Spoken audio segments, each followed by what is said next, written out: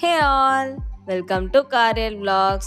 Last Sunday என் அப்பா அவர் ஃப்ரெண்ட்ஸோட திருவான்மியூர் பீச் வரைக்கும் போயிட்டு வந்திருந்தாரு.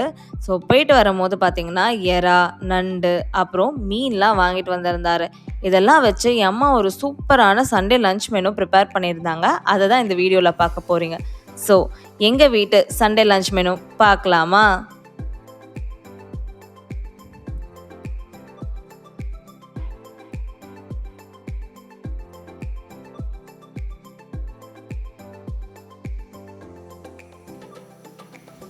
இதில பார்க்குறீங்கள்ல, இந்த 4 எறா, அதுக்கப்புறம் இது ஃபுல்லா இருக்கிற நண்டு, அதுக்கப்புறம் இந்த திருக்க மீன். இது 3மே சேர்த்து ஜஸ்ட் ₹500 தான் ஆச்சாம். அதுவும் வந்து பயங்கர ஃப்ரெஷ்ஷா இருந்தது. கடல்ல இருந்து கரைக்கு கொண்டு வந்தோனே போய் வாங்குனது. அதுவும் நண்டெல்லாம் உயிரோட இருந்ததுன்னு சொல்லியிருந்தாரு. அதே மாதிரி இந்த மீனும் வாங்கியிருந்தாங்க. இது பேரு வந்து வாள மீனுன்னு நெனைக்கிறேன். எவ்வளோ கேஜிஸ்லாம் தெரியல. ஸோ எனக்கு பேருமே எனக்கு சரியா தெரியல. அப்புறம் என் அப்பாட்ட கேட்டு தான் நான் சொன்னேன்.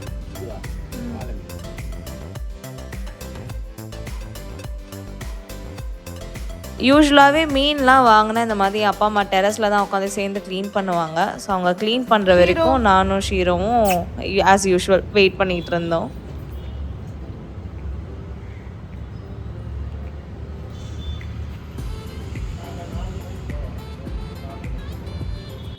ஸோ மீன்லாம் க்ளீன் பண்ணியாச்சு. கொஞ்சம் எடுத்து நாங்கள் ஃப்ரீசரில் வச்சுட்டோம்.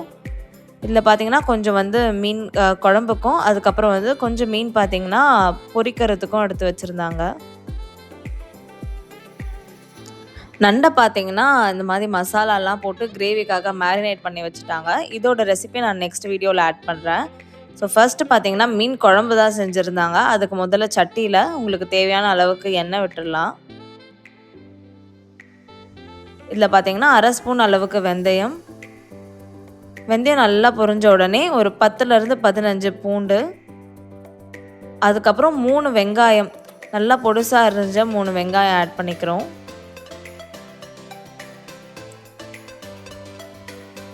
வெங்காயம் நல்லா வதங்கணும். இது வதங்குற கேப்பில் பார்த்தீங்கன்னா நம்ம புளி ஊற வச்சிடலாம். அதுக்கு பார்த்தீங்கன்னா என் அம்மா வந்து ஒரு பெரிய லெமன் சைஸ் அளவுக்கு புளி எடுத்துக்கிட்டாங்க.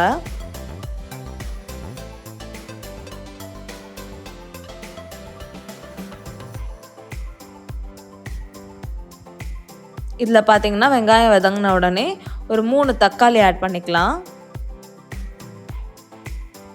நம்ம இன்றைக்கி செய்கிறது பார்த்திங்கன்னா ஒரு 1/2 கிலோ அளவுக்கு வாளை மீனுக்கு செய்கிறோம். ஸோ உங்களுக்கு வேணும்னா இன்னும் கூட வெங்காயம் தக்காளி ஆட் பண்ணிக்கலாம், திக்காக குழம்பு வேணும்னா.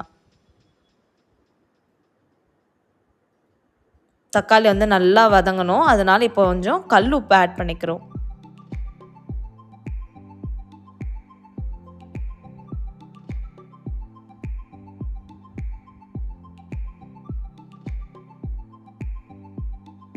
இப்போ பார்த்தீங்கன்னா தக்காளி நல்லா வதங்கிடுச்சு. இதில் வந்து நம்ம குழம்பு மிளகாத்தூள் வந்து ஆட் பண்ணிக்கலாம். இதில் பார்த்தீங்கன்னா ஒரு 3 ஸ்பூன் அளவுக்கு நம்ம குழம்பு மிளகாத்தூள் வீட்டிலே அரைச்சது வந்து ஆட் பண்ணிக்கிறோம். உங்களுக்கு ரெசிபி வேணும்னா மறக்காமல் கமெண்ட் பண்ணுங்கள், நான் ஆட் பண்ணுறேன். இதில் பார்த்தீங்கன்னா ஒரு 1/2 ஸ்பூன் அளவுக்கு மஞ்சத்தூளும் ஆட் பண்ணிக்கலாம். இப்போ எண்ணெயில் அது கொஞ்சம் நல்லா வதங்கணும். இதில் பார்த்தீங்கன்னா ஒரு 1/2 டம்ளர் அளவுக்கு நம்ம தண்ணி ஆட் பண்ணிக்கிறோம்.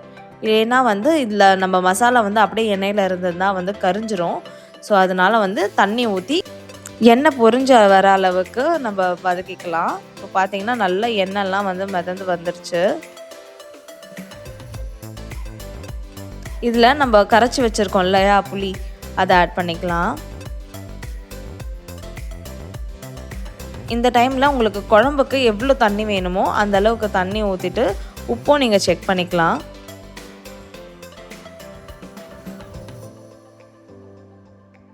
உப்பெல்லாம் செக் பண்ணிவிட்டு இதை அப்படியே மூடி போட்டு நல்லா கொதிக்க வைக்கணும். இப்போ நல்லா கொதிச்சிருச்சு.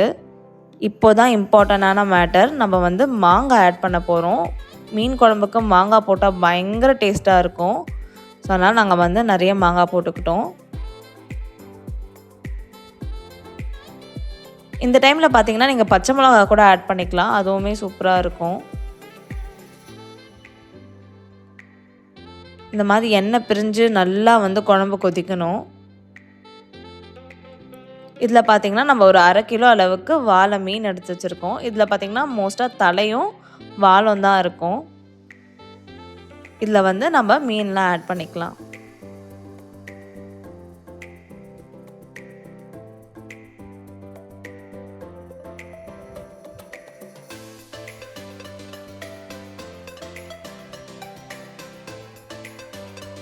ரொம்ப வந்து மீனை போட்டு கலரக்கூடாது, அதனால் லைட்டாக மட்டும் கலரிக்கோங்க. இதில் பார்த்திங்கன்னா நம்ம நல்லா ஃப்ரெஷ்ஷாக எடுத்து வச்சுருக்க கொத்தமல்லி கருவேப்பிலையை வந்து ஆட் பண்ணிக்கலாம்.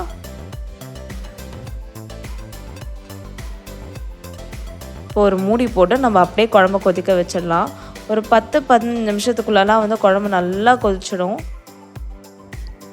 இப்போ பார்த்திங்களா மீன் குழம்பு ரெடி. ஸோ இதை எடுத்து அப்படியே ஓரமாக வச்சுட்டாங்க அம்மா. அப்படியும் வந்து நல்லா வந்து அந்த சட்டியில் வந்து குழம்பு கொதிச்சுட்டே இருந்தது. இது முடிச்சுட்டு சைட் கேப்பில் பார்த்திங்கன்னா என் அம்மா வந்து நண்டு கிரேவியும் பண்ணிட்டாங்க. இதுவுமே செம்மையாக இருக்கும் நண்டு கிரேவி. அதுவும் தோசைக்கு சப்பாத்திக்கெல்லாம் செம்மையாக இருக்கும். அது மட்டும் இல்லாமல் ஃபிஷ் ஃப்ரையும் பண்ணியிருந்தாங்க. உங்களுக்கு ஃபிஷ் ஃப்ரையோட ரெசிபி வேணும்னா மறக்காமல் கமெண்ட் பண்ணுங்கள். ஸோ அன்றைக்கி பார்த்திங்கன்னா மீன் குழம்பு, நண்டு கிரேவி, அதுக்கப்புறம் ஃபிஷ் ஃப்ரையோட சண்டே மெனு சூப்பராகவே இருந்தது. உங்களுக்கும் இந்த ரெசிபி எல்லாம் பிடிச்சிருக்கோன்னு நம்புகிறேன். மறக்காமல் உங்கள் ஃப்ரெண்ட்ஸ் அண்ட் ஃபேமிலிக்கு ஷேர் பண்ணுங்கள். அண்ட் இந்த சண்டே இந்த மெனு எல்லாத்தையும் நீங்களும் உங்கள் வீட்டில் ட்ரை பண்ணி பாருங்கள். ஆல்சோ மறக்காமல் காரியல் vlogs சப்ஸ்கிரைப் அண்ட் ஷேரும் பண்ணிக்கோங்க. So this is Gomathi signing off from Karyal Vlogs. See you all in the next video.